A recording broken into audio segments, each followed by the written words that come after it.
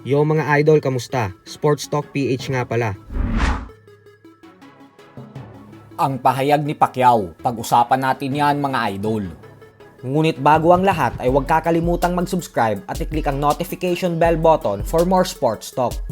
So nitong linggo nga lamang po ay talagang nag-trending at gumawa ng ingay ang bagong WBC welterweight champion Ryan Garcia. Matapos nitong pabagsakin ang dating kampyon na si Mario Barrios sa first round pa lang ng kanilang sagupaan at halos ginawa niya lang itong punching bag sa buong laban hanggang sa tuluyan niyang nakuha ang panalo via lopsided unanimous decision. Subalit bagamat nga po hype na hype ang lahat kay Garcia ay tila hindi po ito kinakagat ng ating pambansang kamauman ni Pacquiao. Nang matanong po kasi ito kahapon kung ano ang masasabi niya sa naging panalo ni Garcia ay sinabi nitong inaasahan niya na daw yun. Paliwanag ni Pacquiao na madali lang naman daw talaga kasi patamaan ng mga suntok si Barrios. Sa katunayan nga daw ay dapat panalo na siya sa naging sagupaan nila. Pero sa kasamaang palad umano ay ginawa pa itong tabla ng mga hurado. Base sa reaksyon ni Pacquiao ay mukhang hindi naman ito napabilib sa ginawa ni Garcia.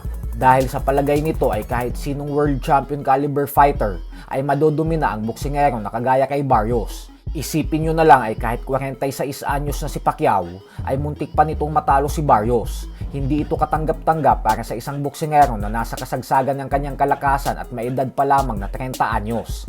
Ika nga ng Hall of Famer Timothy Bradley Jr. ay si Barrios daw ang pinakamahinang world champion sa boxing. Sa kabilang banda naman mga idol ay malaking pasabog nga po ang inilabas kanina na gumulat sa mundo ng boxing. Ito po ay dahil opisyal ng inanunsyo na kasado na ang bigating rematch sa pagitan ni Manny Pacquiao at undefeated former 5 Division champion Floyd Mayweather Jr. kung saan nakatakda itong ganapin sa September 19 sa Las Vegas, Nevada. Binalita na po mismo ito ng MP Promotions, The Ring Magazine at iba't iba pang lehitimong boxing media outlets. Kaya naman kapanapanabik po talaga ito para sa mga fight fans. Mahigit isang dekada na ang nakakalipas magmula nang una silang magtuos. Pero sa pagkakataon na ito, ay isusugal na ulit ni Mayweather ang kanyang napakalinis na undefeated 50-0 record sa ngalan ng salapi.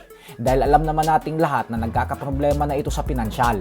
Kaya napilitan itong bumalik sa professional boxing at labanan si Pacquiao. Pero syempre ang problema po dito mga idol ay dahil sa baluarte ulit ni Mayweather sa Las Vegas gaganapin ang rematch. Kaya sana naman ay magawan talaga ni Pacman ng paraan kung paano talunin si Mayweather sa pagkakataon na ito. Kasi mas nakakahiya talaga kung madadalawahan siya ni Floyd. Ganun pa man, ang magandang balita naman dito ay na kay Pacquiao ang advantage kasi mas aktibo siya kumpara kay Mayweather. Kaya sana sapat na ito upang makuha niya ang panalo at dungisan ang malinis na record ni Floyd. Ibig sabihin po niyan ay papawis at warm up lang ang mga exhibition fights ni Pacquiao at Mayweather kontra kay Ruslan Provodnikov at Iron Mike Tyson. So hanggang dito na lang po muna tayo mga idol. Sports Talk PH, kakaiba